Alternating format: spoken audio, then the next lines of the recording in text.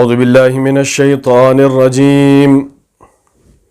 بسم اللہ الرحمن الرحیم وَإِذْ أَخَذْنَا مِيثَاقَكُمْ لَا تَسْفِكُونَ دِمَاءَكُمْ وَلَا تُخْرِجُونَ أَنفُسَكُمْ مِنْ دِيَارِكُمْ ثُمَّ أَقْرَرْتُمْ وَأَنْتُمْ تَشْهَدُونَ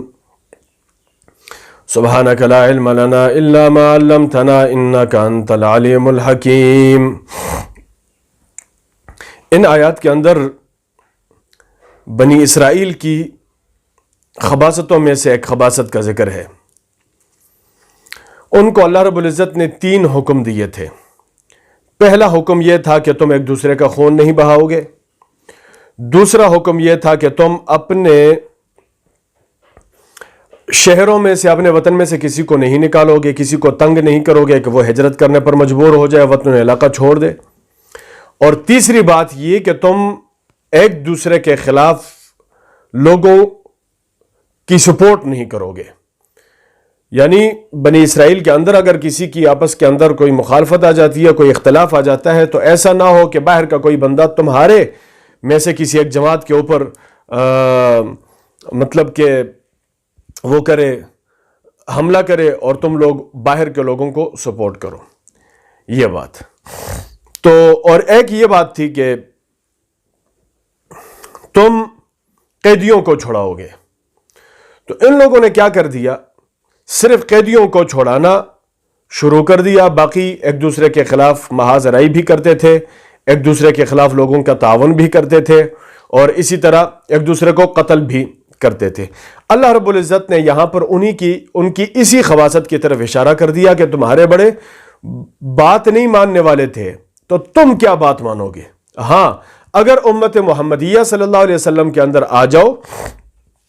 اور یہاں پر آ کر کے تم دوبارہ سے اپنے آپ کو دین کی پیروی اور اتباع کے اندر لگا دو تو وہ الگ بات ہے، ورنہ تو بنی اسرائیل کے اندر پہلے لوگوں نے اپنے دین کی تابعداری نہیں کی ہے، تو تم لوگ کہاں دین کی تابعداری کر سکو گے۔ ان آیتوں کے اندر 3 آیتیں ہیں، اور 3 آیتوں کے اندر اللہ رب العزت کا یہی ارشاد مذکور ہے۔ وَإِذْ أَخَذْنَا مِيثَاقَكُمْ، اور جب ہم نے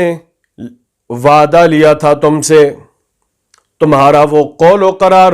جو ہم نے تم سے لیا تھا، لَا تَسْفِكُونَ دِمَاءَكُمْ، کہ تم لوگ آپس میں ایک دوسرے کا خون نہیں بہاؤ گے، وَلَا تُخْرِجُونَ أَنفُسَكُمْ مِنْ دِيَارِكُمْ، اور نہیں ایک دوسرے کو اپنے شہروں سے اور اپنے علاقوں سے نکالو گے، یعنی ایک دوسرے کو قتل بھی نہیں کرو گے، دشمنی نہیں رکھو گے۔ دوسری بات یہ کہ بعض اوقات ایسا ہوتا ہے نا کہ کسی کو اتنا تنگ کر دو کہ قتل کرنے کی ضرورت نہ پڑے، وہ تم سے الگ ہو جائے، تو ایسا بھی نہیں کرو گے کہ تمہارے شہر، تمہارے علاقے کے اندر کوئی رہتا ہے، کوئی بستا ہے، اور تم اس کو اتنا تنگ کرو، اتنا پریشان کرو، اتنا اس کو ذلیل اور رسوا کر دو کہ وہ بیچارہ قتل تو نہیں کر سکتا، تو وہ اپنا بوریا بستر گول کر کے علاقے کو چھوڑ کے ہی چلا جائے۔ ایسا بھی تم نے کسی کو نہیں کرنا۔ ثم اقررتم، پھر تم نے اقرار بھی کر لیا تھا، وانتم تشہدون، اور حال یہ ہے کہ خود تم بھی گواہ ہو اس بات کے۔ یعنی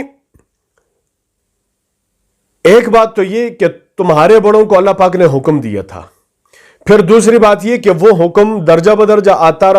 رہا، تم تک پہنچ گیا، اور تم نے بھی اس قول و قرار پر اپنا اطمینان کا اظہار کیا تھا، اور تم نے بھی اس قول و قرار کو پکڑا ہوا تھا۔ ٹھیک ہے، 2 باتیں ہو گئی۔ تیسری بات یہ کہ تمہیں پتہ بھی ہے، تم گواہ بھی ہو اس بات کے کہ تمہارے بڑوں کو اس طرح کا حکم دیا گیا تھا۔ پھر آگے کیا ہوا، اس حکم کا انجام کیا ہوا، تو وہ یہاں پر مذکور ہے۔ ثم انتم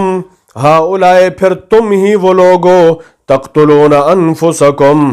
کہ تم قتل کرتے ہو ایک دوسرے کو، اپنی جانوں کو قتل کرتے ہو، اپنے انفسکم، تم اپنی جانوں کو قتل کرتے ہو۔ اپنی جانوں کو کوئی بندہ قتل نہیں کرتا، مطلب دوسرے کی جان تمہاری ہی جان ہے، تو دوسرے کو قتل کرتے ہو، وہ لازمی بات ہے تمہیں قتل کرے گا، گویا تم نے ہی اپنے آپ کو قتل کر دیا۔ تقتلون انفسکم، کیا تم اپنے آپ کو قتل کرتے ہو، یعنی ایک دوسرے کو قتل کرتے ہو، وتخرجون فریقا منکم، اور نکال دیتے ہو فریقاً ایک جماعت کو، منکم جو تم میں سے ہے، من دیارہم ان کے گھروں سے، ان کے وطن و علاقے سے، تظاہرون علیہم پھر ان کے خلاف تم مدد دیتے ہو، تعاون دیتے ہو، بالاسم گناہ کے اوپر، والعدوان اور ظلم کے اوپر۔ باہر سے کوئی بندہ آ جاتا ہے، ان کے اوپر حملہ کرتا ہے، بجائے یہ کہ تم ان کی مدد کرو، ان کے ساتھ تعاون کرو، تم باہر کے لوگوں کو تعاون کرتے ہو اور ان کے اوپر چڑھائی کرتے ہو۔ وَإِن يَأْتُوكُمْ أُسَارَىٰ، اور اگر آ جائے تمہارے پاس کوئی قیدی،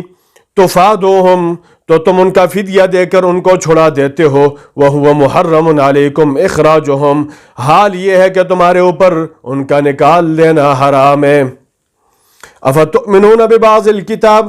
کیا تم بعض کتاب کے اوپر ایمان رکھتے ہو، بعض کتاب کو مانتے ہو، یعنی کتاب کے کچھ حصے کو مانتے ہو جو تمہاری خواہش کے مطابق ہو، جو تمہارے ذہن کے مطابق ہو، تم اس کو پکڑ لیتے ہو، وَتَكْفُرُونَ بِبَعْضٍ، اور جو چیز تمہارے ذہن کے مخالف ہو، مزاج کے خلاف ہو، تمہاری خواہش کے خلاف ہو، تو تم اس کو چھوڑ دیتے ہو، اس کا انکار کر دیتے ہو۔ بنی اسرائیل کے اندر یہ بات جو ہے نا، تَجْعَلُونَهُ قَرَاطِيسَ تُبْدُونَهَا وَتُخْفُونَ كَثِيرًا، یہ ان کے اندر ایک بہت بڑی بیماری تھی کہ جو بات مقصد والی ہوتی تھی اس کو لے لیا کرتے تھے، اور جو مقصد کے خلاف ہوتی تھی اس کو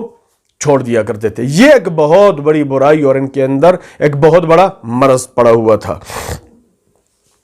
اللہ فرماتے ہیں فَمَا جَزَاءُ مَن يَفْعَلُ ذَلِكَ مِنكُمْ، کیا سزا ہے اس شخص کی جو تم میں سے ہو کر اس طرح کی بھونڈی حرکت کر لے، الا خزی فی الحیات الدنیا، مگر یہ کہ اس کو دنیاوی زندگی کے اندر رسوائی اور ذلت ملے، یعنی دنیا کے اندر وہ کیا بن جائے، ذلیل بن جائے، رسوا ہو جائے، بے عزت ہو جائے معاشرے کے اندر۔ تو یہ تو عارضی بات ہے، آج معزز ہے، کل ذلیل ہو جاتا ہے، یہاں اپنے علاقے کو چھوڑ کر کسی اور علاقے کے اندر چلا جاتا ہے تو وہاں پر پھر سے دوبارہ سے وہ اپنی چودراہٹ شروع کر دیتا ہے، وہاں پر عزت مل جائے گی نا، پائے گدا لنگنیست، تو یہاں پر نہیں ہے تو وہاں پر ٹھیک ہے، ملک خدا تنگنیست۔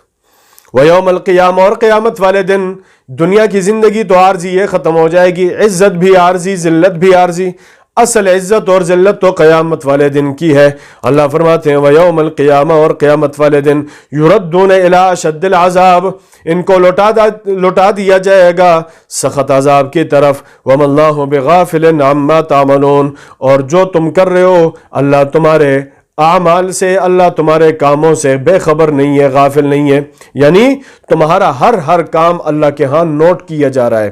اور جتنے تمہارے کام ہیں تم نے اللہ کے پاس جا کر کے اپنے ان تمام کاموں کو پیش کرنا ہے، اور پیشی کر کے تم نے اپنے کاموں کا حساب دینا ہے،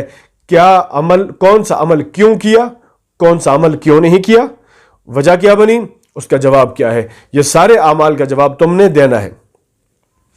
دیکھیں بنیادی طور پر مدینہ منورہ کے اندر دو بڑے قبائل تھے، ایک کا نام اوس تھا، ایک کا نام خزرج تھا۔ یہ رسول اللہ صلی اللہ علیہ وسلم کے دور سے پہلے کی بات ہے، پھر تو الحمدللہ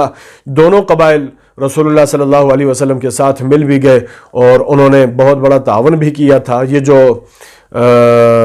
انصار مدینہ کہلاتے ہیں، اوس اور خزرج دونوں کا آپس کا تعلق تھا، تو یہ ان سے پہلے کی بات ہے۔ اوس اور خزرج یہ دونوں بہت بڑے بڑے قبیلے تھے، اور پھر مدینہ کے آس پاس کے اندر یہود کے دو اور قبیلے آباد تھے، ایک کا نام بنو قریظہ تھا اور ایک کا نام بنو نذیر تھا۔ تو ان دونوں قبیلوں بڑے قبیلوں کے اندر جو اوس کا قبیلہ تھا، بنو قریظہ والے ان کے ساتھ ملے ہوئے تھے، اور خزرج کے ساتھ بنو نذیر والے ملے ہوئے تھے۔ تو لازمی بات ہے بنو قریظہ اور بنو نذیر بھی آپس کے اندر مخالف ہو گئے، اوس اور خزرج بھی آپس کے اندر مخالف ہو گئے۔ تو اوس اور بنو قریظہ آپس میں دوستی کرتے تھے، اور خزرج اور بنو نذیر والے آپس کے اندر دوستی کرتے تھے۔ تو جب اوس کی مخالفت خزرج سے ہوتی تھی تو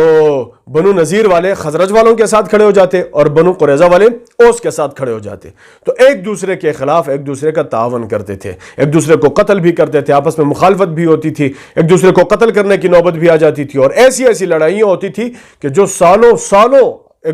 آپ نے تاریخ کی کتابوں کے اندر پڑھا ہوگا کہ مدینہ منورہ کے اندر لڑائی ہو رہی تھی اور 100 سال سے زیادہ عرصے تک وہ لڑائی چلی ہوئی تھی. یہ وہی لڑائی ہے جو اوس اور خزرج کے درمیان میں لڑی گئی تھی. اسی کی طرف قرآن مجید کا اشارہ ہے کہ تم لوگ آپس میں ایک دوسرے کا خون بھی بہاتے ہو, ایک دوسرے کو گھروں سے بھی نکالتے ہو, ایک دوسرے کو تنگ بھی کرتے ہو. اللہ رب العزت فرماتے ہیں اولئک الذین, وہی لوگ, یہ وہی لوگ ہیں اشتروا الحیات الدنیا بالآخرہ, کہ انہوں نے دنیا کی زندگی کو خریدا ہوا ہے آخرت کی زندگی کے بدلے میں. یہ مختصر ترین زندگی ان لوگوں نے خریدی ہوئی ہے اور آخرت کی زندگی دی ہوئی ہے. ایک بات کہ دنیا کی زندگی مختصر ہے اور آخرت کی زندگی بہت لمبی ہے. دوسری بات یہ کہ دنیا کی نعمتیں حاصل کرنے کے لیے ان لوگوں نے آخرت کی نعمتوں کو داؤ پہ لگا دیا ہے. یعنی اگر دنیا کے اندر یہ جو نعمتیں ہیں, حرام کاروبار ہے, حرام اعمال ہیں, حرام عقیدے ہیں, حرام چیزیں ہیں, ان چیزوں سے اگر اپنے آپ کو بچا دو گے تو یہ چیزیں